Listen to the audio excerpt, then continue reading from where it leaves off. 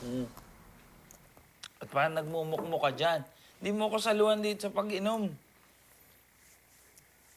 Eh, iniisip ka, no? Ano namang iisipin ko? Ayun, no? Sino pa? Eh, di yung dati mong jowa, si Angeli. Kita mo? Bakit ganun, pare? Hindi ko pa rin siya makalimutan. Kahit 2 taon na nakalipas. Hindi pa rin siya mawala sa isip ko. Sa puso ko. Ewan ko sa'yo. Basta ako, pag nalasing, wala akong naalala eh. Pare, ang hirap. Akala mo lang kaya ko. Pero kung di lang talaga dahil sa bata. Kung di lang dahil kay Angela. Baka matagal na ako nagpakamatay. Ang drama mo, pare.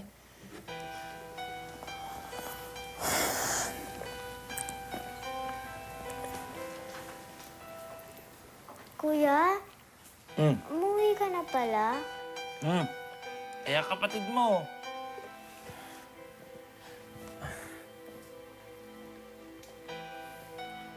Pinakamagandang batang kapatid sa buong mundo. Bolero, at kayo naman po ang pinakagwapong kuya sa buong mundo. Eh, bulera ka rin pala eh. Kayo dalawa, bulhan kayo ng bulhan. Mga hindi naman kayo nakainom. Ako lasing dito eh. Kayo lokohan ng lokohan. Para kayo mga ano. Hindi nyo pala kaya pag-iinom kayo. Tigilan nyo na. Ano nangyari dyan? Hayaan mo na yan dyan. Isingin na lang natin bukas, ano?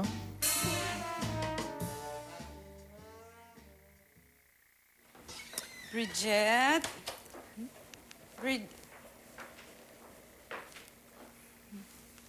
Anong ginagawa mo? Wala ho. Wala ho. Eh, nagpapaganda ka.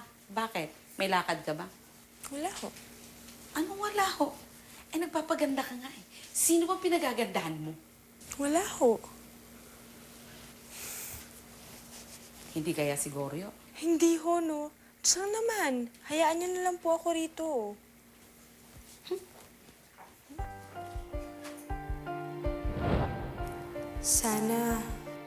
Sana mapansin ako ni Lupin. Sana matutuhan niya na akong... Angeli. Angeli. Kawawa naman si kuya.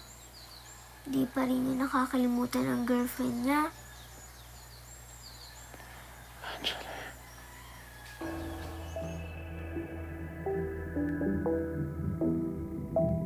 Sino ba yung ever since ang gustong pumigil kay Avril para patakbuhin ang negosyo nila? Oh no, it can't be. Si Tita Edith? Eh di ba noon pa niya gustong patakbuhin ang negosyo nila? Si Avril ang maharang sa kanya.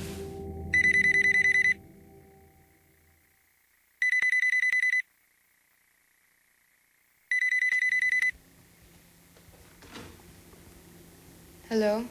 Kung nakaligtas ka kanina, sa susunod ay hindi na. Sino ka? Bakit gusto mo akong patayin? Ano na naging kasalanan ko sa'yo? Sino to? Hello? Sino to?